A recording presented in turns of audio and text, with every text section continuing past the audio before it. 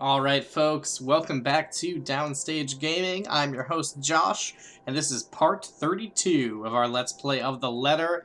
And folks, I think it might be time to put our party hats back on, because it is just about time for the party, part 2. So let's see here. Tonight, hopefully, where this all started, will provide the answers I'm looking for. Here we are. Except the whole thing's off to a bad start. All of a sudden, whatever Isabella claims dwelling in this mansion becomes the least of my concerns. Of all the cabbies in Luxborn, I have to chance upon the superstitious one. Is this the same one that Isabella rode in with? Still, not as bad as finding out your car's starter refuses to crank on when it was still working this morning, yes. But it's equally as frustrating when you're forced to walk the rest of the way. All because the driver got spooked. What kind of taxi driver? Listen, man, you're gonna have to get out. If I get within 30 feet of that mansion, I will get ghouled on. And frankly, I just won't allow it. Isabella and him will get along so well. I do get his reasons. After all, I've had my fair taste of the bizarre lately. All of which might have been brought upon by that letter Isabella found here. But you think he'd at least be charitable enough to take me a little closer to the house itself, not at a distance of 15 minutes away from it by foot? Okay, that's like...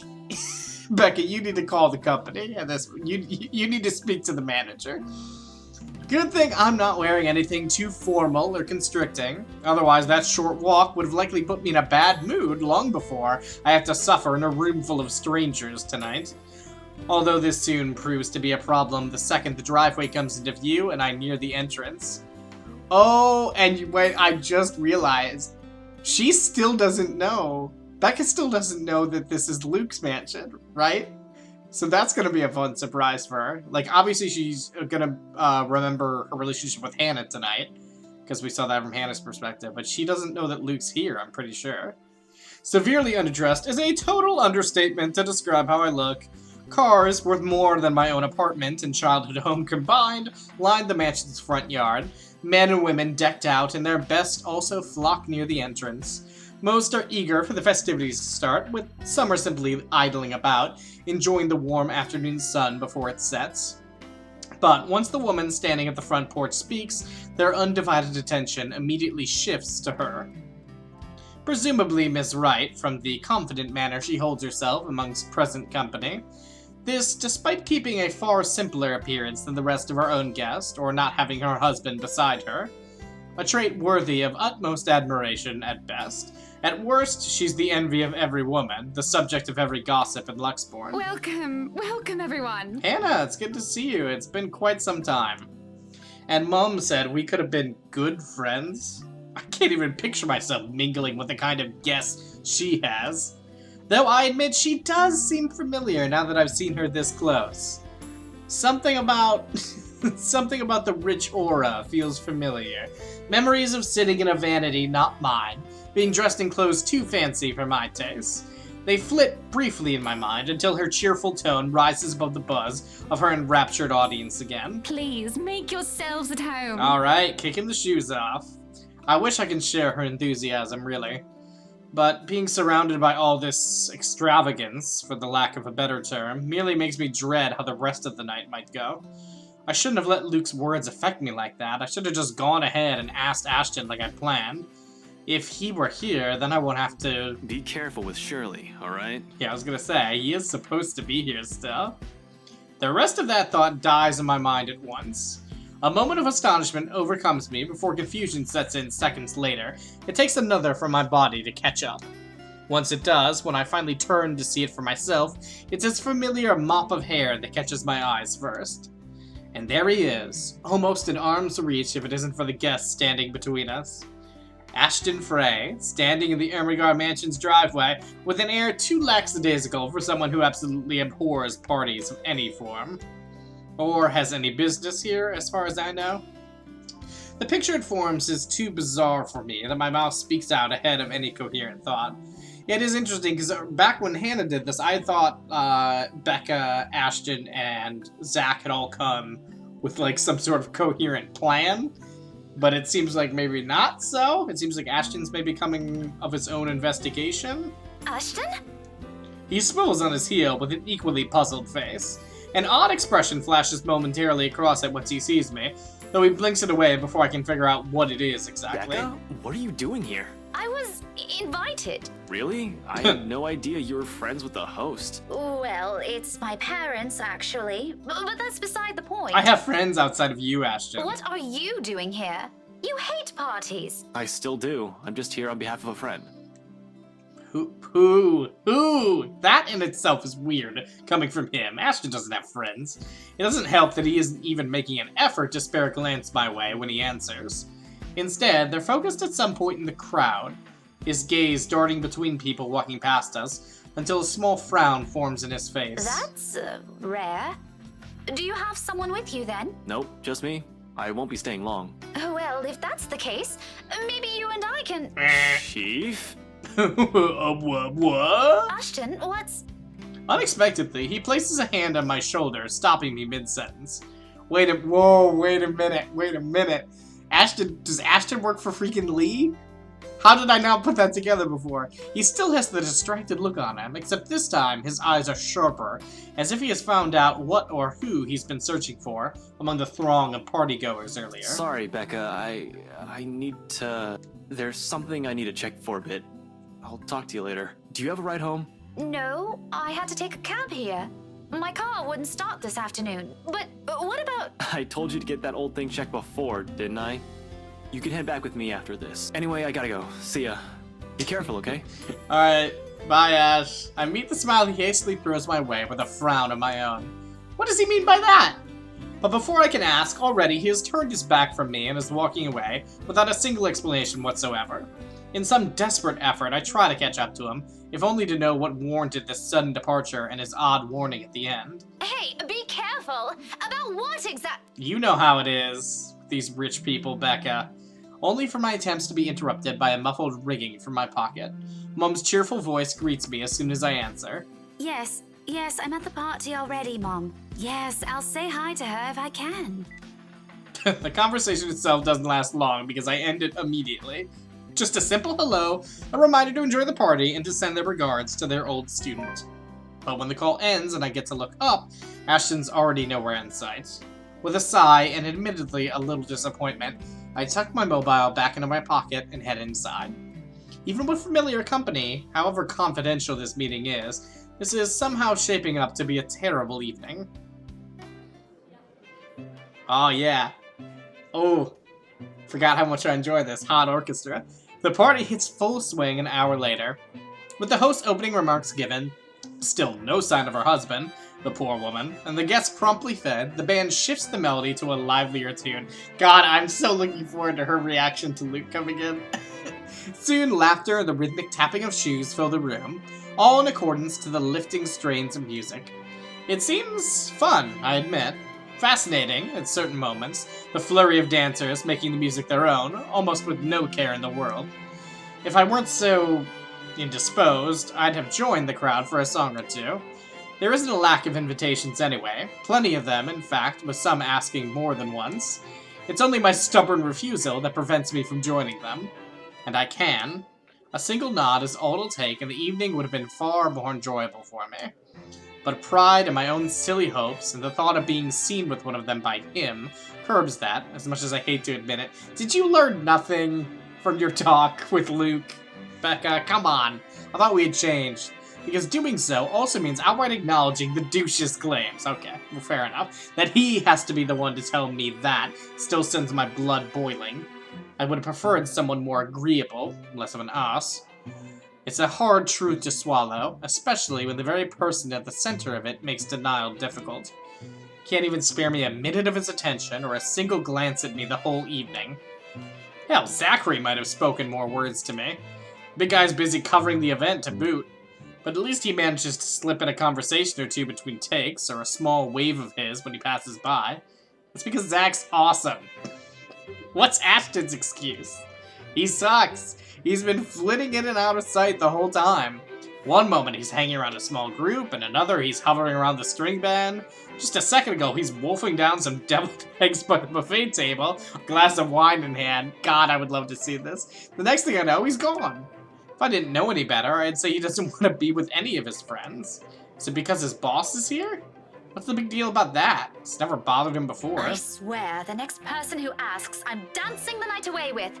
Ashton can go fuck himself. You would catch his eye a lot better if you wore nicer clothes, don't you think? Uh-huh, I remember this. Her voice almost makes me jump. Too focused on the gobshite wandering around the ballroom, my own annoyance to notice. If she's heard any of the profanities I mumbled, or she's taken notice of my discomfiture, she makes no comment on it, merely greeting me with a smile when I turn my attention to her. Miss Hannah Wright gives off a whole different air when she's not speaking to an audience. Homely, a bit too friendly for my liking.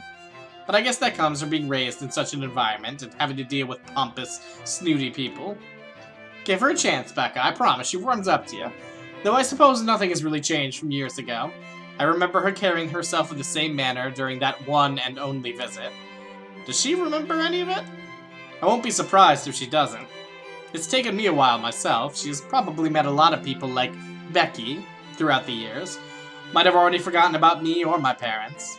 People like her thrive on connections, after all. Nevertheless, I return her smile, awkward and stiff as it may be. Didn't realize the housewarming was going to be this fancy. I would have gone with a nice dress if I knew. Oh, you're fine, dearie. It's only really the parvenu, those who climb, that come to these parties all dolled up. You could have come in sweats and it would have been just fine. Quite the black-haired beauty, isn't he? Takes me a while to realize who she's talking about. Why on earth would it? Until Ashton walks by again, in closer proximity than any of the times he's done so far this evening. Still without a look of acknowledgement our way, though, even if Miss Wright speaks loud enough to catch the attention of anyone within earshot. Who, Ash? You know, you really shouldn't have turned down those offers. If I wasn't married, I'd happily go dancing with those young men. But you said a name. Ash. That's the exquisite lad you've been looking at all this time. Exquisite, I don't know him, and I'm the one hosting this party. That must mean you know each other. Is he your boyfriend, then? Because that would explain those rejections. This isn't the first time someone has made that assumption. Okay, so last time Hannah sees the thing creep up behind me, this time are we gonna see it behind her? Almost every student I've had in the past did. My co-workers, more often than not, assume he is. A few of my neighbors also think we're an item. Not that Ashton has ever reacted to those. He's been quite indifferent about it, in fact. Still, the heat of a blush creeps up my cheeks, a denial ready, despite wanting it to happen so badly myself. What? No, that's ridiculous. He isn't my boyfriend. I don't even know what a boyfriend is! Such a violent reaction. A simple no would have sufficed. Many here would be happy to hear it. And I haven't been looking at him. I do my best to summon a straight face, but before her good cheer, it easily falters. That's right. You've been staring. Quite heatedly, in fact. Although I'm not sure if you look like you want to kiss him or kill him. I think I was about to make the exact same joke I made last time. It's more the latter currently. Just don't go murdering him on my property. We couldn't have I that. don't want to walk A murder into in this rooms and they mansion? find a body there. God, who could even imagine? Oh, by the way, my interior designer is currently locked away in a dungeon in here, but don't ask questions. Okay, so no, so she doesn't see anything then. Okay, it's infectious in a way. No sooner I find myself enjoying our chat more than I've imagined to. Although her attention briefly wavers at one point, I wonder what that was, she remains a good companion. Even more once I've mentioned who my parents are. Her face quickly lights up and fondness graces her face, despite the meeting from several years ago being a short one. But of course, there are some things we really can't avoid talking about.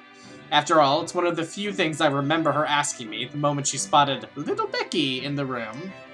Do you have a boyfriend? In retrospect, it's an odd thing to talk about as children when there are loads we could have started with. Yes, oh, I remember you.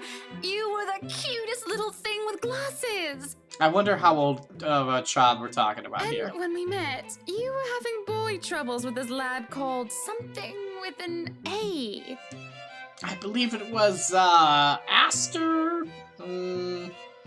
Arthur?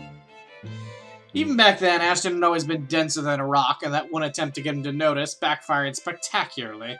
Sure, he's keen, he's a detective for heaven's sake, but feelings, more often than not, escapes him. Oh, believe me, I noticed as What Isabella. was it again? Aaron, Alan, Adele, Albert, Alexander, Andrew? Which makes this whole talk all the more embarrassing. And the more names she lifts off, the more my discomfort grows, until my smile turns into a grimace. What will she think of me? Here she is, married to a man she most probably loves at that. You know, you would think, but actually, while I'm still stuck in the same place, yearning for the same person. Ashton! Ash! That man is that boy! The same one. Here I am looking at her Facebook page, and she just seems so happy. Then she looks at mine, and I'm stuck in my same old hometown. Oh, goodness me, after all these years! I can see why, though. He's quite dashing. Quite dashing. You don't really need to announce it to everyone within earshot, you know? Keep it down. I'm so sorry, but it really is cute. It's just adorable. She says that, but for a short moment, a hint of pity flickers in her eyes. I take that as a chance to change the subject before anything more can be said over the matter. I haven't even figured out how I should feel about the things Luke told me. Now I'm getting dragged into a similar discussion. It's almost as if the two are similar in some ways. This is a nice party, Miss Wright. Though, to be frank, I doubt she'll be so willing to pass this up. The topic has already captured her attention. Please, Anna's fine. We're friends of a sort, aren't we? We must be friends, seeing as I know about your little infatuation, Becky. Don't you worry, dearie. You'll have your happy ending yet. Happy ending, huh? I'm not too concerned about that, am I? That's not what I'm looking for. What are you looking for, Becca? Oh? And what makes you think that? Doesn't everybody want their happy ending? The idea of happy endings sounds like they're just for fairy tales. And aren't we all just the stars of our own fairy tales, Becca? And they are, sorta. I don't think you can just sit around, trapped in some tower and hope for the best. If you love them, you have to fight for it, You right? gotta work. Work You're not just this going out. to sit there and hope that everything will just fix itself on its own. Like everything, you have to work at it. Hypocrisy, that's what this is. How dare I preach about something when it's exactly what I've been doing. And then, I go and act as if I'm entitled to any of it. That by virtue of us growing up together, he must return whatever I feel for him, that he's not allowed to look at another because I'm the one who has stayed by his side the longest. When, in the first place, Ashton has always been his own person. This is something I cannot force on him. I can only hold on to these. Take care of it until the time comes I can confess it to him. Great, if he reciprocates, but if he can't, if he won't, selfish. I've been too selfish. How laughable that Luke's words still strike true up until now. But what do I know? I'm sure the daughter of the two greatest professors I've ever known is smart enough to know what she's talking about. At one point, maybe I would have easily agreed to that.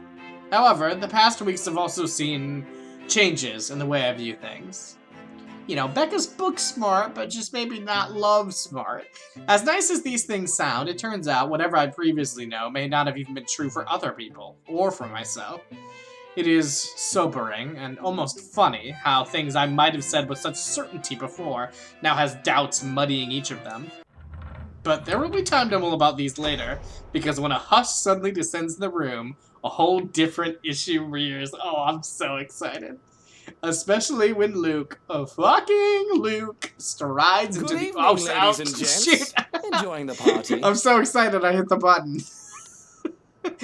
Fashionably late and oozing with the same pompous mien he always carries around with him. Oh, Luke, am I ready? Am I ready to enjoy the I party hope now? I'm not too late in welcoming you all to the right mansion. Before long, Hannah leaves my side to join him. It doesn't take a genius to piece it all together. Welcome one and all to our humble abode. Tonight, if you have yet to find yourself in your roles, you are all ladies and lords of the court of your king and queen, if you would excuse my presumptuousness. So, enjoy the feast that has been laid out for your senses as we only allowed the best to be served. This is like the first time in this playthrough that I wish you could see my face. Because I just have like a slight grimace and I'm just shaking my head through every word. Enjoy the rest of your night, everyone. His attitude, the manner he cared. Wow! Yeah! What? The manner he carries himself around people, his unfamiliarity with that part of the city. Of fucking course. I should have known. Although I'm partly at fault here, tabloids and the gossip columns have never really been my thing.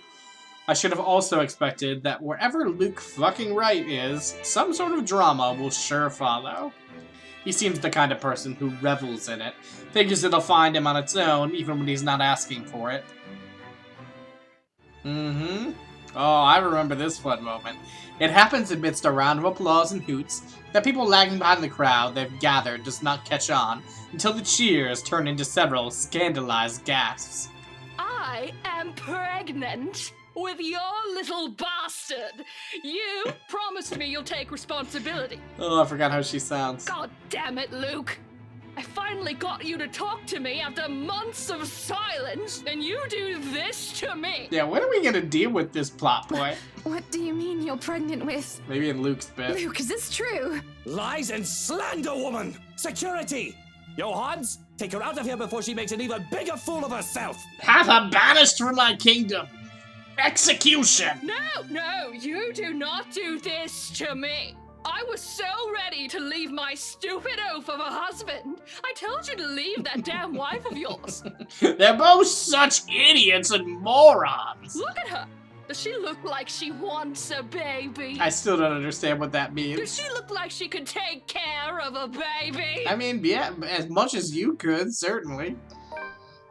The commotion doesn't go further, despite the drunk woman appearing like she has plenty more venom to spill. In a little while, security shows up, escorting her out. Apparently, she's the chief inspector's wife, too? As if this whole thing can't get any more fucked up than it already is. What a mess. But the damage has been done, and beyond the repercussions this'll bring, I'm more worried about Hannah. Maybe Luke, too, in part. I've seen the man that hides behind his self-importance, and as someone who cares for the person who stands beside him. God, I wish I saw what you see, Becca. No matter how questionable that is now. After all, no anger is worse than that of a scorned woman. And Hannah, well, as refined and well-mannered as she is in front of their guests, I'm not sure if she'll be all too willing to tolerate this. Her party, her home, her husband, and that woman has just dared to walk over it. Yet, when I glance at her, there's only defeat, a weary slump on her shoulders, and a certain depth to her breathing. Like the fight has already been drained out of her long ago. I don't know since when this has been going on. I don't know either of them well to judge for myself. I'm simply an outsider who happens to have some kind of connection with both of them. But the air of a person who wishes for respite, it's all too easy to see it in her. She quietly watches the commotion carry on around her. In a moment, before I can think it through, I'm pulling her to the side and waving Zachary over to us. Becca, this is a real oh, hey, Miss Wright. Hello, Zachary. I told you to call me Hannah. Did Becca, this party's turned into a real trash fire. What? Oh. Yeah, you did. Admittedly, this air of familiarity between them catches me off guard. I won't put it past Hannah. Her standing in society compels her to keep appearances. The be nice to everyone sort of thing. While Zachary's growing client base sometimes calls for rubbing elbows with the rich and famous. Although, from the way it appears, this one seems to go beyond maintaining a facade or work. I wonder how this friendship came to be. Oh, it was magical stuff, Becca. You really missed out if you didn't see Zach's chapter. I'd ask, but we're starting to attract some curious eyes. Most of them are probably searching for more gossip, something to add fuel to the fire. Thankfully, there's no need to explain it to Zachary. He's aware of the situation all too well. So, this is what you called me for? We gonna get Hannah out of here? That'd be great. Soon, he's leading the three of us out of the ballroom. Anyone who dares speak or approach on our way out, I shut down with a sharp glare. In a few steps, we're out, away from the commotion and the suffocating tension. I don't stay long with them, though. Even if I want to, Ashton's still somewhere in that crowd. I've got to go back for him, at least. No matter how much the idea of that alone sends an unpleasant twinge in my stomach. Hey, I gotta go back in there. Completely forgot my bag like an airhead. Like and a I'll see if I can total tag Ash on the way out. fool. You'll be fine here, right, Hannah? Oh, you two are gonna have some fun while I'm gone. Not to worry, dearie. I'll just be right here. Zach will be with you if you need anything. Besides, it seems Zachary can handle this without another person helping out. In fact, for some reason, I've got this strange impression I would be intruding on something if I elect to remain. Better to entrust this with someone she's comfortable with. And though it may be a little inappropriate considering what has transpired, a smile worms its way to my lips as I leave. Good on them, I suppose. Sure. Alright, yeah, supportive, I guess. Chatter has exploded throughout the whole ballroom once I return. Worried murmurs, clicking of tongues, and inappropriate gossip filters through the thick tension in the room. Most of them haven't even left the premises, and they're already talking about it. Tomorrow, it'll be on the news for sure, in every local broadsheet and tabloid in Luxburn. No wonder Luke's knee-deep into damage control. With the scandalous woman gone, he has turned his attention on the media covering the event. Though so far, he isn't faring well in the cleanup department. Now, people, we all know the drill. I'm sure you're all itching to get a start on those articles. And let me just tell you right now, if any of you say a word about any of this, I will destroy your media company. Good thing Zachary isn't here. I can't imagine a man of his temperament dealing with someone like him. But if I read one word, see one picture about this come morning, even a single shot of the bloody wine glass the harlot held, you will all lose more than your jobs. I'm talking about your lives. You will go to the island where rich people hunt you for sport. Luke's diatribe goes on for another few minutes, after which he excuses himself out of the area. There's a brief lull, a reluctant pause, before the place comes astir again, but shortly, the buzz returns. Dancers have the orchestra strikes back up, dancers have once again taken to the floor, and their guests' excited talk begins anew. But I couldn't care less about any of this now. Simply standing in the middle of it already gives me a headache. When the shock is faded, I just feel bone-tired. I've accomplished nothing of what I've come here for, and apparently Ashton's disappeared sometime during the commotion. I'm not sure what pisses me off more, that he ignored me the whole evening and might have left just without saying anything, or knowing he obviously has some other motive for being here. Can't he at least trust his own friends for that? He didn't have to hide it from me. That's very true. That's maybe the worst thing about Ashton up to this point, is that, like, he's keeping, like, everything that he's doing away from everyone. It's the last straw. No longer in the mood, I grab my bag and head out, more than ready to end the disastrous night as early as possible. As it turns out, the night isn't done with me yet. Because,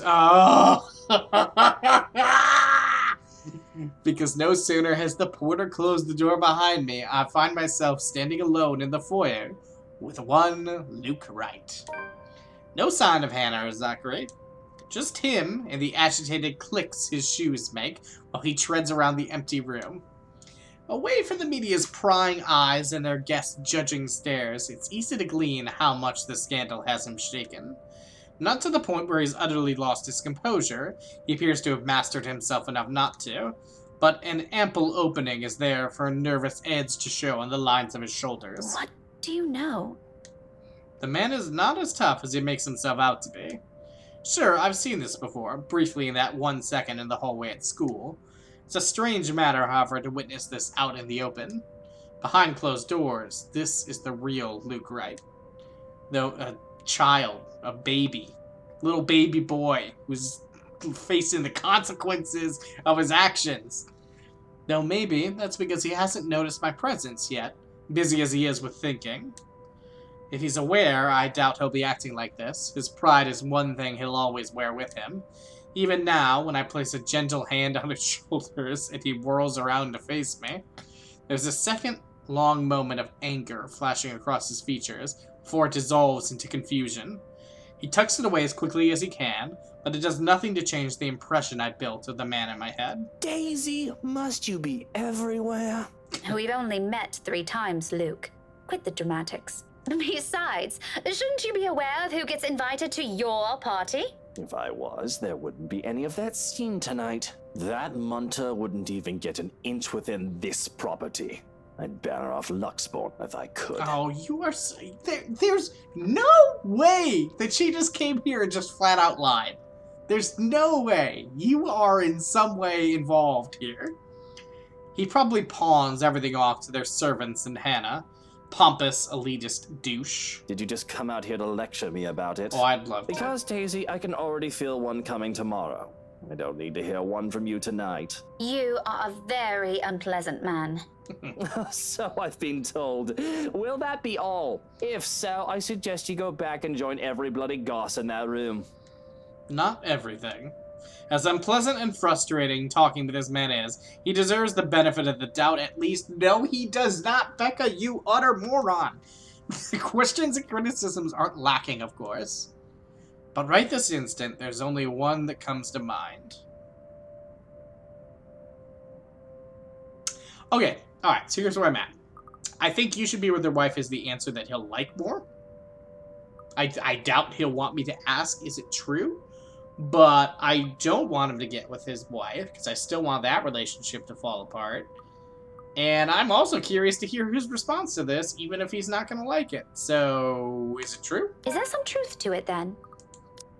Yeah, of course. Of course. To his credit, he does appear extremely offended and repulsed by the notion. His mortified expression alone answers the question, but I want to hear it from him, even if he takes nothing short of a derisive tone just to answer that. Daisy? Oh, Daisy. If you believed every scandal that came along, I'd have 100 children already. Do me a favor and give me a break. I get enough of this false shite from the tabloids. Well, I'm sorry for asking. I just wanted to hear it from you, douche. And now that you've heard it, does it change anything? Are we going to start seeing miracles now? A solution to poverty? Pigs flying in the sky? Is some friendly concern such a hard thing to comprehend for you? You're also, you must be lying. I can't believe that you're not lying. He pauses at that. Suddenly, he doesn't know what to do with his hands, and in the end, he simply stuffs them back to his pockets and sulks. I'm not too shocked it has caught him off guard. There probably aren't many people who tell him that. He's a difficult man to get along with. Zachary probably doesn't want to be anywhere near him, despite the man having the patience of a saint. Ashton he can tolerate, maybe, though I highly doubt he can keep it up with Luke. Dealing with him requires more than patience. It's a huge mystery why I still bother.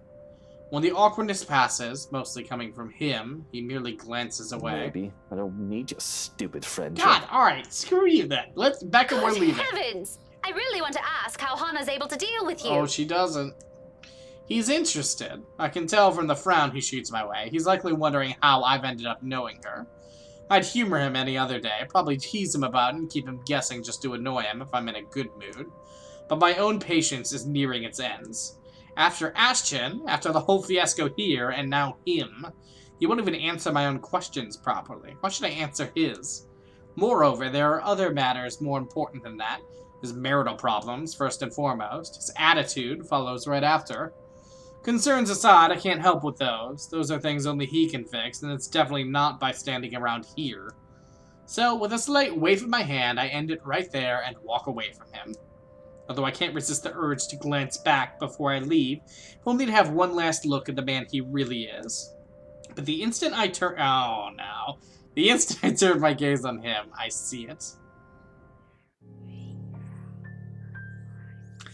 What is this? What is this ghoul want?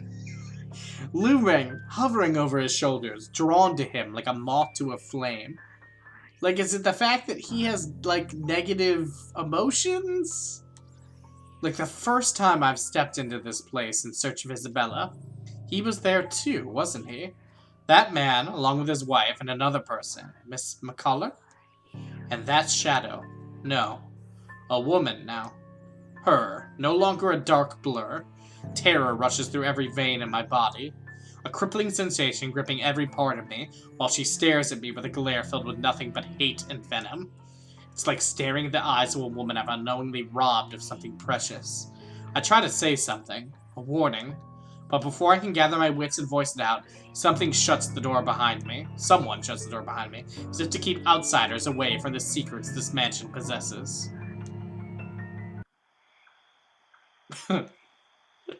Alright, well, let's take a look at what kind of picture we got going on here. Yep, we got all of Marianne's stuff. Party time. Such a complicated man, that Luke Wright. The brush of fresh air against my cheeks does little to dampen the chill in my bones. By now, the sensation, the fear and disquiet it leaves whenever I see her, is familiar enough for me. Already it has made a home in my nerves. I don't even notice my trembling hands until I cross my arms across my chest. The cold from the tips of my fingers seeps through the thick material of my shirt. Neither of it helps bring together some semblance of coherent thought in my head. But I know I should. Someone has to tell that douche. You're not wrong. I start walking back before fear can cripple me again. It's not wise. Returning, that is, especially after what happened. But Hannah's still an old friend, and Luke doesn't deserve whatever misfortune that letter might bring. I can't just leave those two in there. Isabella's right. She's real, and there's something she wants from everyone who has read that. Becca, where'd you go off to? If you're done here, let's go. I'll get you back to the city. My mistake, the second his voice cuts through the crisp night air, is that I've allowed my annoyance to get the better of me. Fuming, purpose forgotten, I whirl around and march towards him. One accusation after another piles up at the tip of my tongue, ready to be hurled at any moment. There's no hesitation holding me back when I fling it at him. That straight face he keeps as I do, so doesn't help my temper or anger either. It only makes me want to slap some more sense into him. Shouldn't I be the one asking you that? Becca, I've been waiting here the whole time. I told you I hate parties like... And before that, where have you been the entire evening? What have you been doing? Right then and there, I might have forgiven him if he'd shown some ounce of remorse for leaving me like that. Maybe he could have looked away, given me a sign that my assumptions might be right. He doesn't even need to put them into words. A single gesture of confirmation is all I need. Rather, what I get is the same impassive look. He does that whenever he can't disclose anything. He does that whenever he's lying. In the face of it, amidst the thick tension, a frustrated huff is the only thing I can summon. Be that way. Fine. Suit yourself. No more words. After everything I've seen and heard tonight, I'm already too exhausted for those. So without speaking any further, I simply walk past him and stomp over his car. Just take my big feet and just stomp on it. Although before I can pull open the door, he calls out, one hand outstretched, a gentle weight on my shoulders. Wait, Becca. He pauses, his brows furrowing and lips curving into a slight frown. I can almost see the gears turning in his head while he tries to piece together everything he wants to say. Before, perhaps, I might have waited patiently for those. He's not a man fond of using words to express himself. More often than not, any gesture of honesty will only come out blunt and coarse when forced. But today, for one reason or another, I simply can't summon that forbearance. Ashton, if you're just going to waste my time again... Becca, listen. I don't know how else... That much is obvious. Why don't you just take the come whole on, bloody night? no, Go on. I can wait until next Let year. him speak. Now he's not going to say it. Better yet, why don't you just keep it all to yourself like you always do? It's not like... Rebecca, will you hear me out first? Yes, please. The silence I can offer him. But whether I'll believe what he's about to say is still up for debate. Fair. A very long debate. I honestly don't know how else to put this. I'm aware your parents have some kind of history with Hannah Wright, and somehow you're friends with her. But you should stay away from these people for now. Especially the husband. Well, I've got some bad news for you, Ash. Who? Luke? His expression deepens into a scowl in my mention of the name, but whatever opinion he has, he doesn't immediately voice. Still, something about it has greatly displeased him, evident in the stiff note his tone assumes. Yeah, he's bad news. Yeah, well, that's obvious to anybody. It's my turn to frown this time. What does he mean by that? I mean, what does he have to do with this? I think is obvious. I want you to explain your reasons. Care to explain your reasons? Care to explain your reasons? I almost had the tone of that correct. All right, well, yeah, I'm glad he likes that. I'm not meant for it to sound as harsh as it does, but anger and frustration have never been a good match in me, particularly in nights like this. It's not surprising when Ashton jerks back as if I've struck him. For a fleeting moment, something akin to hurt darts across his features, his eyes narrowing, and hands closing in tightly into a fist at his sides. Then swiftly, he glances away and shifts his focus on the line of trees nearby, like an answer can be gleaned from the dark expanse. I'm really sorry, Becca. What is it for? For the party? The vague answers he continues to give? Does it include all those times before this? The years' worth of it? I don't doubt its sincerity. However, at the moment, the forgiveness he's asking isn't something I'm too willing to hand, furious as I am. It's frankly a wonder how I can keep myself from raising my voice at him. We'll talk about this tomorrow, and you better have a proper answer for me by then. There's a brief hesitation before I step away. A short moment of wanting to say more, of waiting if he has anything to add. He's only silent, eyes still trained at a distance. It's the last glimpse I see of him before I climb inside his car. If the door slams closed with the same force as the anger I'm holding, its sound merely vanishes into the night, unnoticed. Alright, let's get some angry looking people here. Yep. Heartbreaking. He follows soon after, and shortly we're on our way back to the city. Yet even with the city's bright lights welcoming us, the dense, somber air from the mansion still lingers. The moon is almost at its highest by the time we reach Solemnwell. Even after our respective heads have cooled off, the atmosphere within the car remains rife with unspoken tension. This isn't a problem so easily fixed with a few handshakes. Quite frankly, I don't know what will. Ashton himself has no idea what to do when he alights and dawdles awkwardly in the middle of the car park, unsure. It almost seems like he's having an internal debate, whether he should say goodbye or mutter another apology. I could have driven him away, purely out of spite, the second I've gotten off. Still, old habits die hard. It's late, and Ashton's flat is on the other side of the city. Irritation might still rear its head every time I look at him right now, but I'm not too cruel to put him up on another long drive. Especially when he still appears as if he hasn't gotten any rest. You can borrow the couch. Throw the keys to my flat his way before protest forms on his lips. Although he catches it with ease, he eyes it with a wary expression and shoots a puzzled glance my way. You haven't been forgiven. We're still going to have that talk, believe me. But I'm not about to send you out on another drive looking like that. It's late. Go get some rest. We're setting aside a lot of loose ends like this, but he appears to have accepted that reason, at least in the meantime. He does give me another questioning glance when I shove past him, pulling my mobile in the process. Where are you going? I thought... You go ahead upstairs. I need to contact Professor Andrew. Andrew? Why would you... Oh, no. Please. Is this that thing Isabella said this morning? Again? I already gave her my word, Becca. I'll look into this BRC crap. No need to drag the old guy into it. And we've already dragged him in earlier. Of course, he's still skeptical. It makes one wonder if he's even seeing anything at all. Figures his curse will stay away from the scoffer. But this is another loose end tonight that I can't just leave alone, Ashton's beliefs notwithstanding. It just so happens that it's one I can delve into using means other than taking a look at the mansion itself. Ashton, do you really think I still give a shite after that stunt you pulled tonight?